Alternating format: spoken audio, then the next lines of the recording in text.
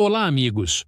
No livro A Gênese, no capítulo 18, item 7, Allan Kardec trata da chamada transição planetária e alerta que uma mudança tão radical como a que se iniciou no século XX não pode se realizar sem comoção e diz ainda que haveria a luta inevitável entre as ideias, o que explica os conflitos dos tempos atuais. Diz ainda que é da luta das ideias que surgirão os graves eventos anunciados e não de cataclismos ou catástrofes puramente materiais.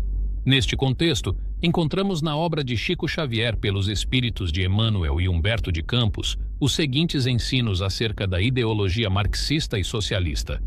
No livro A Caminho da Luz, Emmanuel esclarece: ressurgem, no início do século XX, antigas doutrinas da igualdade absoluta. Aparece o socialismo propondo reformas viscerais e imediatas. Alguns idealistas tocam a utopia de Thomas More ou a República Perfeita idealizada por Platão. Uma revolução sociológica de consequências imprevisíveis ameaça a estabilidade da própria civilização, condenando-a à destruição mais completa. O fim do século XIX é o cenário vastíssimo dessas lutas inglórias. Todas as ciências sociais são chamadas para os grandes debates levados a efeito entre o capitalismo e o trabalho. O Papa Leão XIII vem ao campo da luta com a encíclica Rerum Novarum, tentando conciliar o braço e o capital, apontando a cada qual os seus mais sagrados deveres. O Espiritismo vinha alentando o espírito humano para que se não perdesse o fruto sagrado de quantos trabalharam e sofreram no esforço penoso da civilização.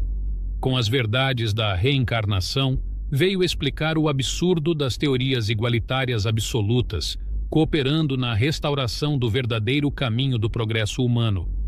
Enquadrando o socialismo nos postulados cristãos, não se ilude com as reformas exteriores, para concluir que a única renovação apreciável é a do homem íntimo, célula viva do organismo social de todos os tempos, pugnando pela intensificação dos movimentos educativos da criatura à luz do Evangelho do Cristo. Ensinando a lei das compensações, estabelece o regime da responsabilidade em que cada um deve enriquecer os seus próprios valores. Não se engana com as utopias da igualdade absoluta em vista dos conhecimentos da lei do esforço e do trabalho individual. Despreocupado de todas as revoluções, ensina a fraternidade legítima dos homens e das pátrias, das famílias e dos grupos, alargando as concepções da justiça econômica e corrigindo o espírito exaltado das ideologias extremistas.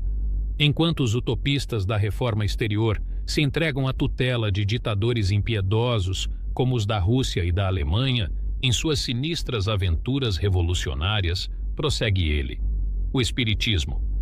A sua obra educativa, junto das classes intelectuais e das massas anônimas e sofredoras, preparando o mundo de amanhã com as luzes imorredouras da lição do Cristo.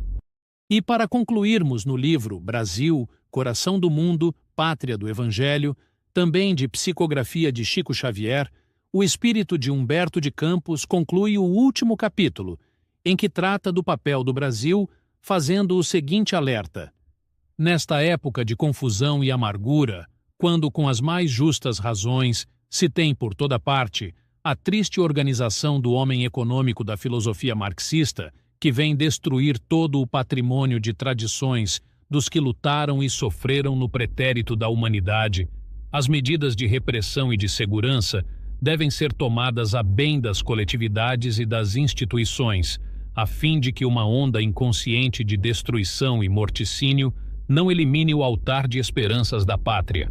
Que o capitalismo, visando a própria tranquilidade coletiva, seja chamado pelas administrações ao debate, a incentivar com os seus largos recursos a campanha do livro, do saneamento e do trabalho, em favor da concórdia universal.